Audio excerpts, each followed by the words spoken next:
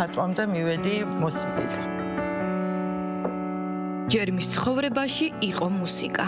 ნიჭიერთა 10 წლედი და მამის ყველაზე დიდი სურვილი რომ პიანისტი გამხდარიყო. ნინო თოთლაძე ყველა მის ნამუშევარს მუსიკას უკავშირებს და ამ ღრმა კავშირს უკვე წლებია არ კარგავს. მიუხედავად მრავალი მუსიკალური წარმატებისა, მისი გზა სხვადასხვა მიმართულებით წავიდა.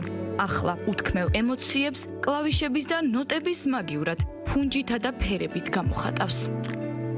ნიჭიერთა წლების შემდეგ წარმატებით დავამთავრე, მაგრამ აღარ ჩავაბარე კონსერვატორიაში და დავდექი იმის წინაშე, რომ ნამერჩა რაღაც პროფესია სხვა. და ყველაზე ახლოს ალბათ ჩემთან ისევ იყო ასე მუსიკალური ენა, ფრანგული ენა. და დავიწყე უკვე მომზადება იმისთვის, რომ ჩამბარებინა ფრანგულ ენაზე. თუმცა ფრანგულიც ვერ გამოდგა ის პროფესია, რომელიც მე მინდოდა და არ მიმუშავია მაგ პროფესიით ერთ-ერთი დღე. ყველაფერი მიდის ფერთან. სულ მინდოდა, რომ რაღაცები შემეკერა ეს ფერადი კაბები და მერე იყო კერვა. კერვის დროს აღმოვაჩინე, რომ რაღაც ეს ჩანახატები უნდა გამეკეთებინა ესკიზების სახით და იქ იყო პირველად, როცა დავიჭირე ფანქარი. ეს ფანქარი რო დავიჭირე, რაღაცნაირად მივხვდი, რომ არ ვიცი რანაირად გამომდიოდა, აი ეს ქალები ხატავდი. მაგითაც მივხვდი, რომ ხო არ მეცადა რამის დახატვა. და ნუ ერთხელს გადავწყვიტე და დავიწყე ფანქრით, ანუ გრაფიკით. მისთვის ხატვის სწავლის პროცესი რთული აღმოჩნდა. საკუთარი თავი ახლიდან ამოიცნო. ცდილობს დროსთან ერთად დახვეწოს, ბევრი ისწავლოს და მისი ხელწერით განსხვავებული ნამუშევრები შექმნას. თუ დააკვირდებით, სახე თუ არა აქ აუცილებლად გამოხატული აქვს ხელი.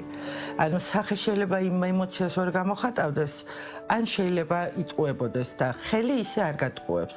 ამიტომ სახეს ისეთ მნიშვნელობას აღარ ვანიჭებ, ალბათ თქვა, როგორც რაღაც სხეულის სხვა ნაწილებს და ჩემთვის არ მნიშვნელოვანია ხელები ამ შემთხვევაში.